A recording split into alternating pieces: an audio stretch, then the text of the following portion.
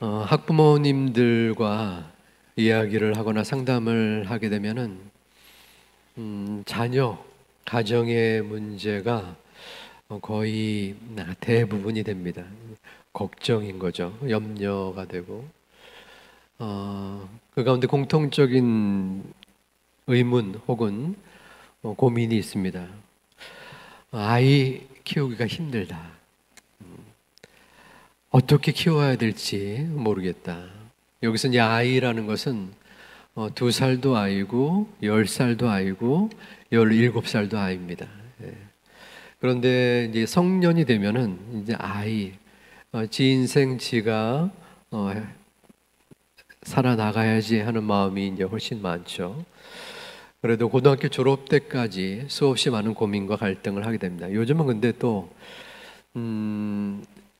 결혼을 해서까지도 염려하고 걱정하고, 여기에 이제 할아버지 할머니들 계신데 잘 이렇게 떠나보내지 못하는 어려움들이 있습니다. 왜냐하면은 지금 70대 이상의 분들은 자녀를 위하여 올인, 모든 것을 다 투자한 분들이기 때문에 그 마음이 쉽게 내려가지진 않는 것 같아요. 우리가 이론적으로, 우리가 성경적으로도 들었으면서도 쉽지는 않은 것 같습니다.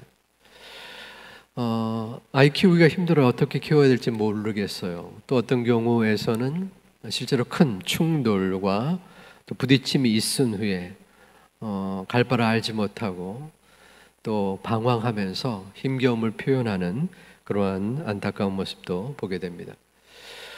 그런 이야기를 들을 때 저는 많은 공감을 하게 됩니다. 네. 왜냐하면은 저 또한 그렇기 때문입니다.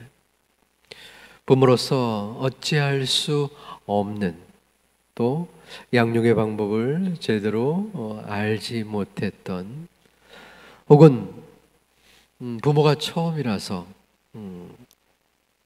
아이도 처음이지만 부모의 역할을 제대로 감당하지 못했던 저의 모습이 떠오르기 때문입니다. 아이를 어떻게 키워야 될까? 아이의 올바른 양육의 방법은 무엇일까? 정답이 있지는 않습니다. 정답이 있으면 얼마나 좋을까요? 걱정하지 않아도 되니까. 수많은 아이 양육, 자녀 양육의 방법과 이론들이 있는데 그것을 전부 다룰 수는 없겠죠. 이 시간엔 자녀를 믿는 것, 자녀를 믿어주는 부모가 된다는 것이 무엇인지 잠시 살펴보려고 합니다. 자, 아이를 믿어주는 것은 어떤 것일까요? 우리 아이가 있어요. 우리 손주가 있어요. 믿어줘야지. 믿을 거야. 믿어야만 돼. 시험이 있다고 들었어요. 중간고사가 되었어요. 아이가 하라는 공부는 안 하고 친구들과 밤새도록 밤늦게까지 놀고 있습니다. 아이 부글부글 떠오르죠. 뭐가 올라옵니다. 시험인데 하라는 공부는 안 하고 게임만 주구장창 하고 있어요. 믿어줘야지. 믿어야 돼. 네. 그러면서 또 마음이 상하고 힘겹습니다. 어떻게 해야 될까요? 아이의 모습, 아이의 행동, 아이의 행하는 모든 것들이 내 마음이랑 다른데 무조건 믿어주는 것이 좋은 걸까요? 요즘 이제 상담 프로그램, 예능 프로그램이 많이 생겼습니다. 오은영 박사라는 스타 의사도 또 생겼지요. 금쪽 같은 내 새끼라는 프로그램을 제가 이제 보지는 못하고 가끔 쇼츠라고 짧게 나온 것을 이렇게 보게 됩니다. 그 중에 수학 영재 아이 이야기가 이렇게 나와요. 화면에 보이는 게 수학 영재예요. 13살짜리인데 수학을 그렇게 잘해요. 그래서 지금 대안학교에 다니는데 수학 전문 대안학교라고 합니다. 엄마의 목표가 있어요. 엄마의 목표는 이 아이가 지금 13살인데 중학교 검정고시를 이미 봤어요. 국영수 100점. 그 머리가 좋고 공부를 잘하는 거죠. 그리고 곧이어서 고등학교 검정고시를 보고, 그리고 대학교 독학사를 거쳐서 대학원에 진학하는 겁니다. 독학사라는 그 호칭이 익숙치 않을 텐데요. 대학 과정을 혼자서 공부하는 그 프로그램이 있습니다. 그러니까 검정고시는 여러분들 들어보셨죠? 대학교 검정고시다라고 하면 크게 벗어나지는 않는 듯합니다. 그 대학교 과정도 한 1년여 동안에 혼자서 뚝딱 공부해서 마치는 거예요. 그러면은 이 아이가 대학원에 가는 시간, 나이는 한 엄마 목표로는 16살, 17살에 대학원에 진학하는 것. 이것이 엄마의 꿈입니다. 이 엄마는 지금 남편과 갈라져 살고 있어요. 이혼을 해서 엄마가 이 아이를 지금 키우고 있는 겁니다. 그런데 적어도 이 금쪽 같은 내 새끼에 나올 정도면은 뭔가 고민과 걱정이 있어서 나왔겠죠. 아이가 영특하고 온순했어요. 그런데 조금씩 나이가 들자 엄마에게 반항을 합니다. 그런데 엄마는 조금 이따가 영상을 보겠지만 굉장히 과도한 공부에 대한, 학업에 대한 스트레스를 아이에게 주어왔어요. 그러니까 아이가 그것을 감당하지 못하는 거죠. 시간 있으면 뭐 쭉 많은 영상을 보고 여러분들이 판단하게끔 할 수 있겠지만 여러 여건상 제 생각이 좀 더 깃들여 있습니다. 제가 볼 때는 엄마에게 좀 더 문제가 있어요.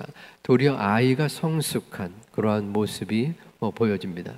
보통 이 프로그램에 오는 경우에는 아이의 문제가 많아서 부모가 어찌할 수 없는, 그러나 아이랑 상담을 하다 보면 분명히 열의 일곱, 여덟, 아니 거의 열의 열은 부모에게도 문제가 충분히 있는 경우를 보게 됩니다. 그러니까 뭐든지 그렇잖아요. 어떠한 상황이 문제가 발생되면은 한쪽의 문제는 아니거든요. 그리고 가정에 아이가 어려움을 겪고 있고 문제가 있다. 그러면은 많은 경우 아이만의 잘못이 아니라 부모가 그것을 허용했거나 방임했거나 조장했을 가능성이 크게 됩니다. 이 경우에서는 도리어 아이가 나이보다 성숙하고 참을성이 있고 인내하는, 그리고 엄마를 이해하려는 모습이 많이 보였어요. 짧은 쇼츠 영상인데 한번 보도록 하겠습니다. 엄마와 아이의 갈등의 모습이에요. 학업적인 스트레스? 솔직히 미안한데 엄마가 봤을 때는 너는 그거 핑계라고 생각밖에 안 들어. 학업적인 스트레스면 공부를 너무 많이 해서 학업적인 스트레스인데, 학업적인 스트레스가 있으니까 공부 안 하고 게임을 지금 얘기하지. 어머, 정답을 얘기하네. 네. 오 박사님 제가 한 얘기한 얘기를 거. 그대로 하고 있어요, 지금 이 아이가. 어려운 거야. 어려움이. 어떤 게 스트레스인데? 그냥 공부하는 것 자체가 스트레스야? 엄마가 좀 많이 과도하게 시켜줬잖아. 뭘? 공부하는 걸. 공부하기 싫으면 학교 그만둬. 아니, 공부하기 싫은 게 아니라 걔가 공부하는 게 너무 힘들다고 싫은 게 아니라 힘들다고 얘기하는 거지. 공부하고 10분 쉬는 시간 있잖아. 그러니까 그 10분 쉬는 시간 동안 내가 게임을 좀 하겠다고. 쉬는 시간에 쉬어 하지 말고 아무것도. 아니, 어머니 전혀 대화가 안 돼.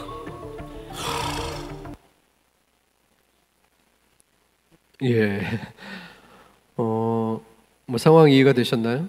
그러니까 아이가 이제 공부를 하는데 공부 학업에 대한 스트레스로 엄마한테 뭐 반항 정도 하는 거예요. 나 힘들다.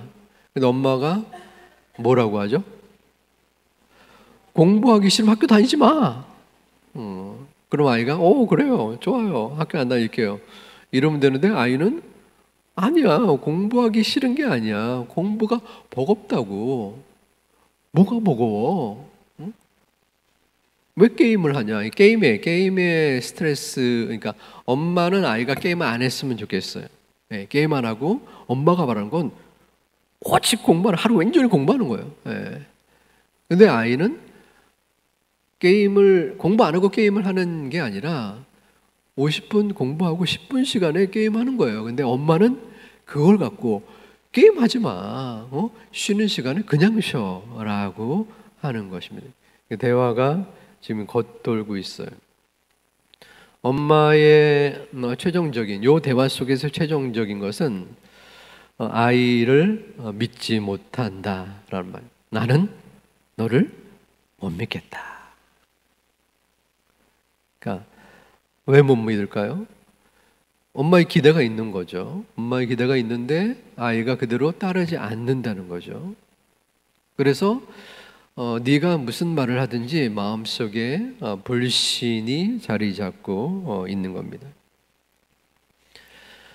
이때가 중요한 것 같아요. 13살, 14살. 보통 이제 어린 아이부터 쭉 자라났을 때 엄마 아빠의 마음에는 아직까지 13살, 14살이 아이로 보여져요. 저도 그러한 경험이 있는데 우리 애가 중학교 2학년, 그러니까 중학교 2학년인지 1학년인지 불확실한데 어찌됐건 14살, 15살인 것 같은데, 근데 이 애가 누구를 닮아서 그런지 얼굴이 잘생겼고 그래서 인기가 있어서 여자친구가 생겼어요. 네, 중학교 1학년 때. 근데 이게 조심스럽습니다. 제가 이런 얘기를 하면은 우리한테 얘기하면 안 돼요. 네, 얘기하는 것 자체가, 근데 효율성이 있으려면은 우리 집안 얘기를 해야 되거든요. 근데 제가 바깥에 학교에서는 뭐 이런저런 뭐 쓸데없는 얘기도 다 하는데 여기서 얘기하면 그게 쑥쑥쑥 들어가서 우리 애한테 가면은 기분 나빠요. 과한 게 아니라서 그렇지만 얘기를 하면 안 됩니다. 예? 야, 너 뭐 했다며? 그러면은 앞으로 다시는 우리 집 얘기, 아이 얘기 안 하겠습니다. 애가 여자친구가 생겼어요. 밤에 늦게 들어오는 거예요. 예, 늦게. 그때 뭐 9시인가 10시가 넘어서인가? 그래서 제가 이제 화가 났어요. 아니, 애가 무슨 밤늦게, 그것도 여친이랑, 여친 만나는 것도 마음에 들진 않았지만 어떻게 하겠어요? 예? 그렇다고 야! 집어쳐! 이럴 수는 없었고 뭐 어떻게 하겠냐. 예. 애가 늦게 왔어요. 그래서 앉혀가지고 야! 지금 학생이 이렇게 늦어도 돼? 야단을 쳤습니다. 야단을 쳤는데 그 아이가 저를 딱 보더니 제 나이 때는 이래도 되는 거 아니에요?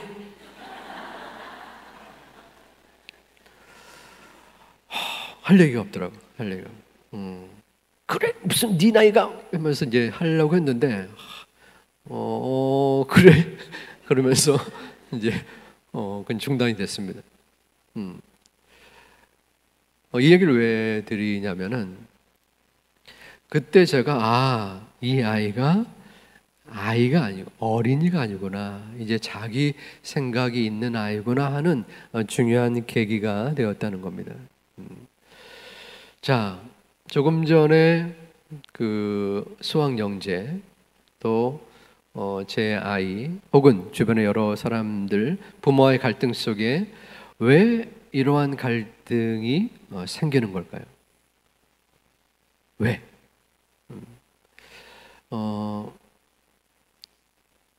가장 큰 것 중에 하나는 기대의 차이라고 생각합니다. 기대의 차이. 대부분의 부모님들은 자녀가 뒤처지지 않도록 자신이 가진 능력 안에서 최대한의 것을 하려고 노력을 하고 있습니다.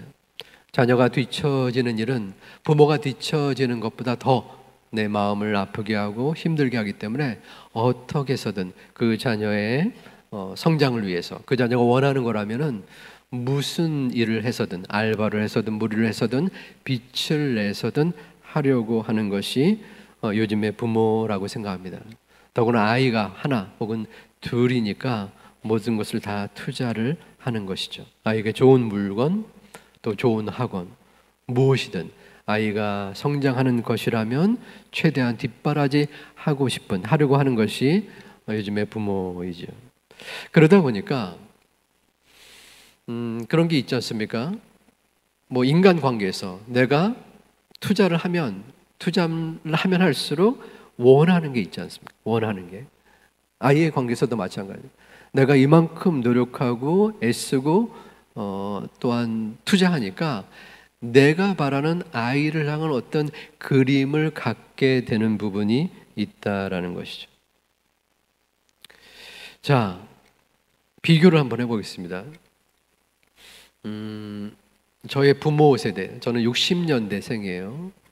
저의 부모님 세대들은 30년대 혹은 40년대생입니다. 어려운 시기였었죠. 일제점령기의 끝부분에 태어나서 6.25를 어린 시절에 뭐 기억이 나는 분도 계시고 또 어린 시절에 보냈고 전쟁 직후의 폐허 속에서 힘겹게 살아온 저희의 부모 세대가 있습니다. 물론 우리 부모님들도 자녀의 공부를 위해서 성공을 위해서 열심히 투자를 하고 노력을 하긴 했어요. 하지만 먹고 살기에 바빠가지고 그것이 우선순위는 되지 못했습니다. 저희 장인 어른께서 이전에 힘들게 사셨어요. 여러 가지 이제 가게도 하시고.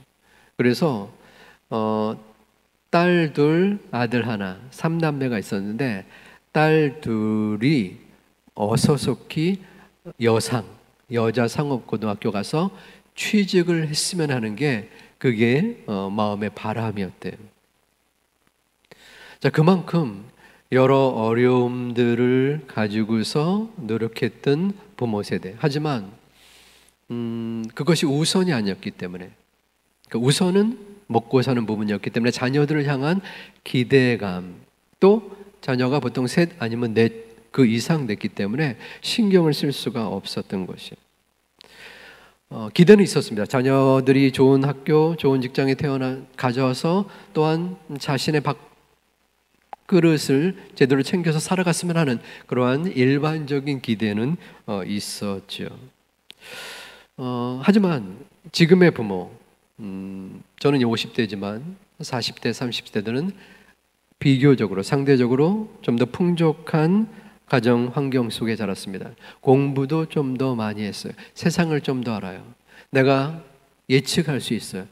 내 자녀가 이 정도 공부하고 이 정도 노력하고 그러면 앞으로 어떻게 될 것이라는 그러한 생각을 가지게 되는 수준의 부모님이 지금 계시는 거예요. 그래서 그것이 있기 때문에 기대감이 있는 거예요. 내가 정신없이 바쁘고 능력이 없으면 아예 기대를 안 할 텐데 내가 가진 것들, 쌓은 것들 또한 뒷바라지 할 것이 있기 때문에 그 기준과 기대에 부합해가지고 자녀가 열심히 노력하고 공부를 잘하고 그러면 큰 갈등이 없어요. 그런데 내가 쏟아부은 만큼 이루지 못하는 자녀의 꼬라지를 보면 속이 뒤집어지는 거죠. 갈등을 겪게 되는 것이 사실입니다. 자, 그러면 아이를 어떻게 해야지 믿어주는 것이 될까요? 아이를 믿어준다는 것은 혼자만 믿어주면 안 되죠. 양쪽, 부모가 자녀를 믿어주고 자녀가 또 부모를 믿어줘야죠. 그런데 자녀는 믿어줄 만한 모습을 갖지 못한 존재예요. 우리의 자녀를 무시하는 것이 아니라 애들이 뭘 알겠습니까? 아이는 우리도 마찬가지지만 죄인의 신분으로 태어난 거예요. 그리고 인간의 연약함과 부족함이 있어요. 미성숙한 존재예요. 그렇기 때문에 자신이 목표한 것들을 온전하게 이루려고 하는 것보다는 놀고 싶고 또한 유혹에 빠지기 쉽고 또한 부모의 기대에 못 미치는 경우가 많이 생기게 됩니다. 그런데 그 아이를 어떻게 믿어줘야 될까요? 상대는 크게 변하지 않아요. 그렇다면 상대가 크게 변하지 않는데 그 상대를 이해하기 위해서는 반대적으로 내가 변해줘야겠죠. 부모가 변하는 것이 현실적이 된다는 것입니다. 자녀를 믿어준다는 것은 나의 기대, 나의 생각, 나의 판단, 나의 욕심을 자녀에게 강요하고 또한 야단치는 것이 아니라 있는 모습 그대로 바라봐주고 이해하고 응원해주고 기다려주는, 믿어주는 모습이 되어야 한다는 겁니다. 그러기 위해서는 내 마음의 태도가 바뀌어야 되는데 이게 쉽지 않아요. 그 상담 중에서 자녀를 키울 때 흔히들 많이 하는 용어가 있습니다. 자녀를 옆집 아이처럼 바라보세요. 내 아이잖아요. 내 아이인데 옆집 아이가 놀러 온 것처럼 대하라는 거예요. 그것에 이제 비슷한 그 상황을 우리 가정 상담 전문가 중에 대모격인 사티어라는 분이 계십니다. 수십 년간 가족 상담에서 역할을 했고 또 이론도 발표를 했고 지금도 많은 학습을 하고 있습니다. 이 사티어라는 분에게 많은 사람들이 물어봤겠죠. 박사님, 아이에게 좋은 부모가 되려면 어떻게 해야 할까요? 너무 막막해요. 그럴 때에 이 사티어가 그 부모에게 해준 이야기가 있습니다. 당신의 자녀를 내 가족에게 온 귀한 손님처럼 여기세요. 조금 전에 옆집 아이처럼 생각하라는 것과 비슷합니다.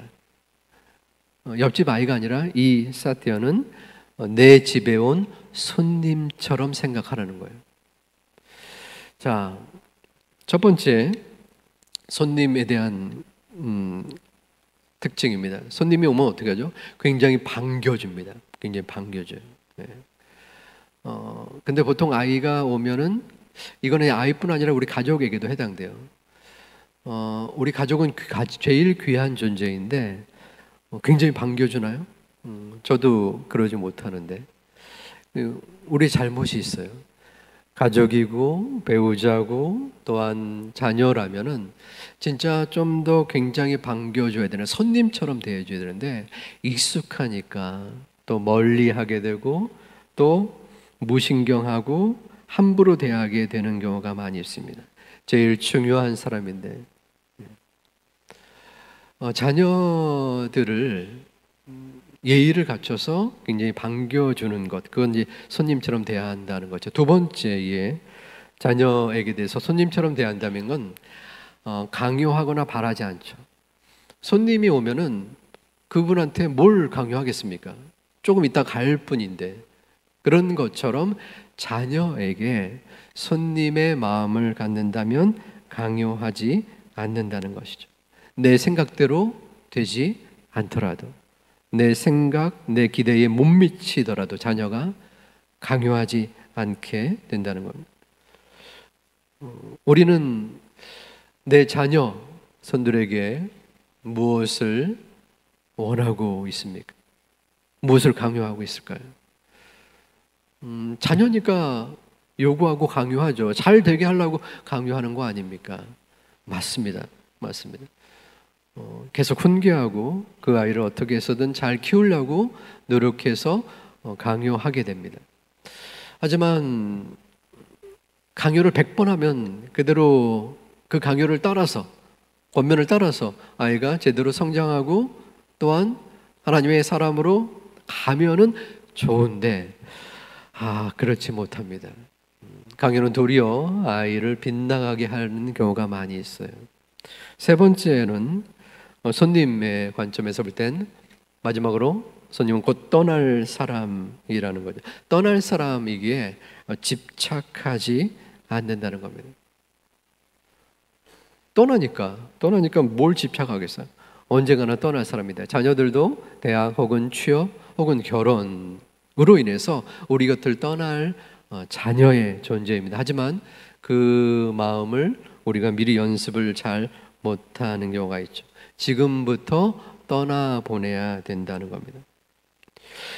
옆집 아이처럼, 손님처럼 그 아이를 생각한다면, 자녀를 생각한다면 부모의 생각, 부모의 기대를 내려놓을 수 있다는 겁니다. 그럴 때에 우리의 대화가 되는 것이에요. 갑자기 믿음이 생기진 않습니다. 갑자기 그 자녀를 믿어주고 그 믿음 속에서 가족 간의 사랑이 넘치고 그리고 화해가 이루어지는 경우는 없어요. 함께 대화를 나누고 서로의 생각을 함께 논쟁도 해오고, 그러나 감정적이 아니라 서로를 이해하려는 태도로 계속 이어질 때에 거기서 이해와 믿음이 출발하는 거예요. 출발한다고 그랬습니다. 저도 좋은 부모가 되고 싶었어요. 되고 싶었다는 것은 잘 되지 못했다라는 말도 같습니다. 특히 아버님과의 관계가 좋지 않았던 저로서는 좋은 아빠가 되고 싶었어요. 친근한 아빠, 친구 같은 아빠. 그런데 문제는 뭐냐면 좋은 샘플을 받지 못한 거예요. 고기도 맛을 본 사람이 맛을 아는 겁니다. 내가 맛있는 음식을 먹어본 사람이 그 맛을 떠올리면서 좋은 요리를 할 수 있는 거예요. 알코올 중독자 가정 속에서 알코올 중독자가 많이 나오는 것은 좋은 모범을 받지 못했기 때문에 갈등의 상황 속에서 어떻게 해야 될지를 잘 모르는 거예요. 저 또한 여러 가지 고민과 갈등의 부분들이 있습니다. 마음으로는 잘하고 싶은데 또한 배운 것은 있는데 실제로 아이가 엇나가고 빗나갈 때 왜 저러는가 제가 감당할 수 없었어요. 얼마 전에 한 권사님을 만났는데 그 권사님이 지금은 아이가 성장해서 또 결혼도 하고 취업도 한 상황이었는데 그 중에 한 아이가 굉장히 모범생이고 공부도 잘했는데 중학교 2학년 때 가게를 하느라고 아이를 잘 양육하지 못하는 그런 상황에서 아이가 빗나가기 시작했다고 합니다. 중학교 2학년짜리가 술, 담배를 했어요. 너무나 충격적이었죠. 처음부터 그런 조짐이 있었으면 모르겠는데 아이가 다른 사람들, 모든 사람들이 보기에 모범의 길을 걷고 있었던 뛰어난 자녀였기 때문에 그 충격은 이루 말할 수 없었습니다. 가게를 중단하고 아이를 대할 때 얼마나 속이 뒤집혔겠어요. 중학교 2학년짜리가 술, 담배를 하는 거예요. 권사님은 어떻게 했는지 아십니까? 아이가 담배를 살 수는 없잖아요. 그러니까 야, 내가 담배를 사줄게. 담배를 주고 또 재떨이를 깨끗이 닦아서 갖다 주고 아이를 믿어서 그랬을까요? 어떤 속이 뒤집히고 또한 미칠 지경이지만 그 아이를 기다려줬습니다. 엄청 대단한 겁니다. 저 같아도 그럴 수 없었을 것 같아요.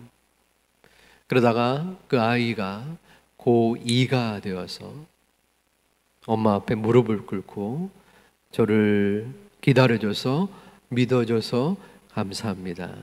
제가 담배를 끊고 또한 공부해서 대학에 갈게요 라고 했다고 합니다. 지금은 그 모든 과정을 거쳐서 너무나 건실한 청년으로 자라나는 모습을 볼 수 있었습니다. 엄청난 것을 지금 이야기하는 겁니다. 자녀를 믿어준다는 것.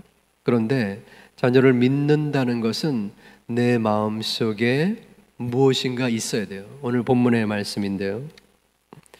너희 안에서 착한 일을 시작하신 이가 그리스도 예수의 날까지 이루실 줄을 우리는 확신하노라. 너희 안에서 착한 일을 시작하신 이가.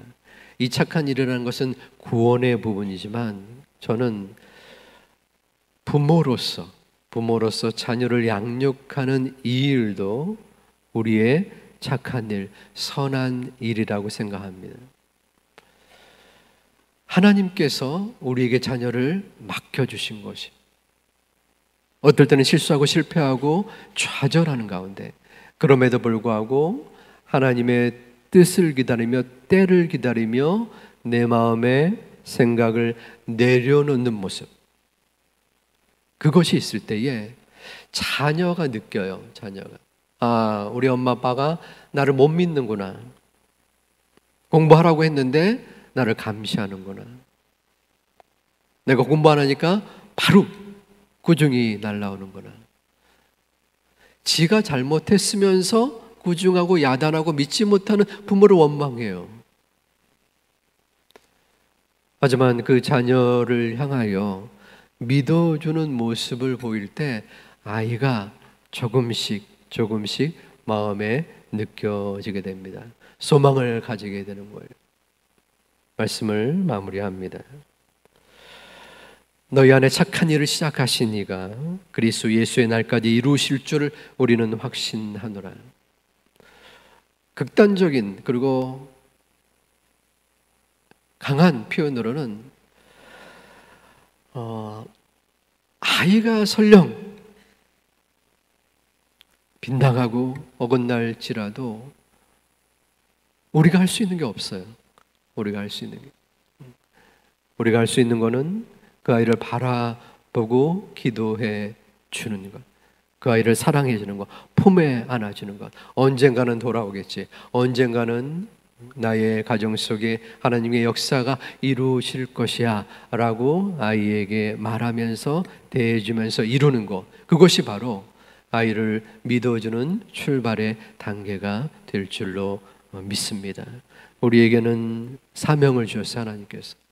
그것은 가정의 부모의 사명입니다. 소명입니다.